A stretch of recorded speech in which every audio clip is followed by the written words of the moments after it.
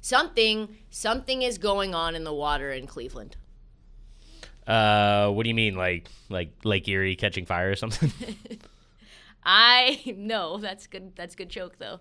What I mean is, there's something going on in the Cleveland Cavaliers locker room because there are two confrontations that have happened on 1 out of 30 teams. And both of those incidents have ended in a food fight. No, excuse me. Food assault, actually.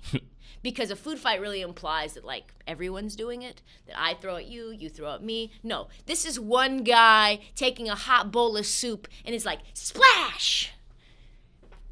Burn yourself. I would say this is unusual. Not only just the fact that it's happening on this team or professional sports, but it is unusual as a method of conflict resolution as a whole. Have you ever seen anyone throw food? Throw food? I feel like no. I may be able to like deep dive and think of something, but my initial answer is no. I've never seen it. I've never personally done it. I think my mom threw tomato juice at me one time because I wouldn't return a library book. I was like 16, 17. It was brutal. It's an overreaction. It was a big time overreaction. But we have a pattern of food assaults now in the Cleveland Cavaliers locker room. Let me explain. The Cavs, as most folks know, are an irrelevant franchise, historically speaking, outside of when LeBron was there. And there are things that the organization does that tells you that things aren't exactly a well-oiled machine there. I could go into many, but I won't bore you with the details because there are a lot. But they're trying to turn a new leaf, you know? The problem is that they still have, when you turn a new leaf, you still have vestiges of that old mentality and that old way of thinking. They hang around. There are guys who are still hanging around who shouldn't be there. Let me introduce you now in our plot to Kevin Porter Jr., the protagonist of this Greek food tragedy. So the Cavs went all in on Kevin Porter Jr. in 2019. They paid a lot, I feel like, to draft him. Marty, how much did they pay? Yeah, it was more than people really remember. So they traded up to 30, same spot Jimmy Butler was taken, just FYI. And they sent 4 second-rounders and $5 million cash to go snag him. I feel like that's a guy that can't miss then when you pay that much for him. I mean, yeah, you'd like him to be on your team longer than a year. You would like that. In reality, though, we knew prior, anyone who was deep diving knew that Kevin Porter Jr. was a risk. He had more red flags than John Wall's bandana drawer. And that's a blood joke, Marty. I got it. I got it. So many question marks heading into the draft. He got suspended for personal conduct reasons. He's a top 10 talent, they said. But you knew that it was a flyer, and a bunch of teams passed on him. When James Dolan of the New York Knicks respectfully says, "I pass," that tells you pretty much all you need to know about a player. So enter Cleveland Cavalier Kevin Porter Jr. Hasn't played many games, didn't play really a lot last year, taking a pause this year for some personal reasons. Hasn't been around the squad. And then something interesting happened. They started winning games. Sexland. Mm-hmm. Remember, Sexland. And Andre Drummond is balling out. And they made a couple of trades. They got this guy, Taurean Prince, to come in and fill the shoes of a wing. Got Jared Allen. And that is when, right at that moment, Kevin Porter Jr. decided, I would like to come back to the team too. The problem is those guys, those new players, they needed a place, like all players do, to store their belongings. That place just happened to be where Kevin Porter Jr. was storing his. And that wasn't anyone's fault, really. It was J.B. Bickerstaff saying, yo, take this locker. This guy's not using it. Yeah. This is your locker now. I don't know who moved his stuff. Someone did. And then Kevin Porter Jr. returned back to the team and was like, yo, where's my stuff? It's been moved. This is now Taurean Prince's locker. Someone else's dirty draws and stinky sneakers was in his locker, and he had a normal, logical, adult reaction. He lost his goddamn mind on Taurean Prince. This innocent bystander trying to fit in with his new teammates, just doing what the coaches says, and all of a sudden, his new teammate, he's like just been there a few days. There's already a physical altercation popping off. You think he saw Kevin Porter Jr.'s stuff in the locker and he's like, this is my locker now, punk? No. Like, come on now. It was done by the organization.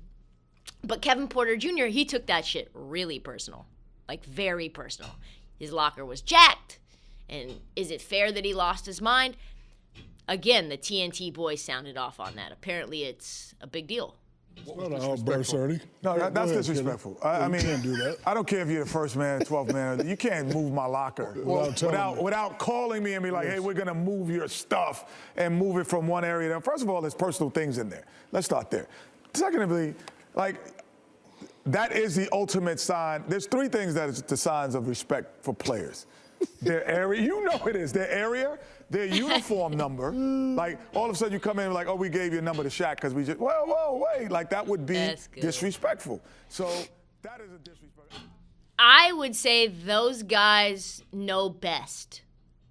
And, yeah, you're touching someone's belongings. Their underwear, their weed, their steroids. Who knows? The one thing that we know for sure. Is that a DeAndre Ayton shot? Yes, it is. Okay. No one wants other people's paws on their stuff. The Cavs came in and was like, you're over there now, Kevin. And Kevin was like, food? You see this PB&J? 60% peanut butter, 40% jelly? Like duck. This thing's coming your way fast. At least it wasn't, it was just a world-class tantrum. Just... and apparently there were some words exchanged too, words that J.B. Bickerstaff, I'm not sure if you saw this, but J.B. Bickerstaff said that in all of his time, the head coach, in all of his time in the NBA, he's never heard these words before. Huh. I don't know what those words could be, but he's been around the league in locker rooms for over 20 years. Right, that had to be impressively offensive language. Yep. You had to be saying some slurs and some curse words in a combination that was creative. But the wildest thing is that this isn't even the first time that it's happened. You had food assault where there was a guy who took his hot tortilla soup. This is a real story. Hot tortilla soup, first bowl out of the pot, and he tossed it on his assistant coach, scalded him. Didn't speak for months. Marty, hit the audio.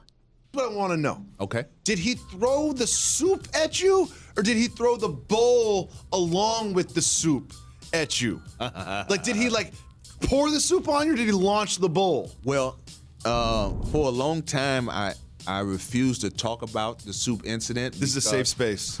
Yeah, I mean, it's okay now because I've moved on. Me and JR, we talked about it, and you know, he apologized, but it was the bowl plus the soup. The bowl and the soup. And it was the first bowl out of the pot, so it was hot as hell. Oh, no. Yes, it was hot. Oh, no. Very hot. So where did it get you? Get the chest? You seated? It went everywhere. No, I was standing up. Oh, you were standing up? Yeah, I was standing up, and it hit me and shoulder, arm, everywhere. It hit the wall, and, I mean, it was a mess. Oh, wow. Man. Yeah. Did he throw with his left hand or right hand? Wow. I remember that story like it was yesterday, and it still tickles me. It's very sad someone would rise to that level, but just soup. It's easy to forget about. I love JR, and for some reason I had just erased this completely from my mind. But one of the weirder stories of the last decade, maybe, Like, just in terms of just bizarre NBA stories. 100%. 100%. And now you have Kevin Porter Jr. doing the same exact thing. I don't think it was soup. But, man, that experiment ended fast. And it was expensive. 50 games he played for the team. And food assault comes into play. And now the Cavs are just struggling to find anyone who's willing to take him. Like, imagine, Marty, like I call you up. We'll call you the Suns GM. Okay. And I'm like, ring, ring, ring, ring. Oh, good morning, Marty. Mm-hmm. And you're like, what do you say? How we doing, Trysta? What do you need? Yeah, hey, we've got a tremendous wing for you. Came from USC, tremendous talent. We just have a lot of depth on our team right now, so we need to get rid of some pieces. Great kid. Really great arm. Kevin Porter Jr. Oh, right, yeah. No, we were high on him in the draft, yeah. Yeah. What would you guys be willing to trade for him? I'll throw in Abdel Nader. Yeah, and then it's like click. So he ends up getting traded for this like top 55 protected pick, which means they probably won't get anything for him. And do you know where he ends up? Of course, he ends up in Houston. Slumlord Tillman Fertitta's like, I'll take him. I'll take him for free. Yeah, it's trash. I'll take that free couch off the side of the road. I have a room it could fit in. Yeah, I'll take that gamble. Wow. This league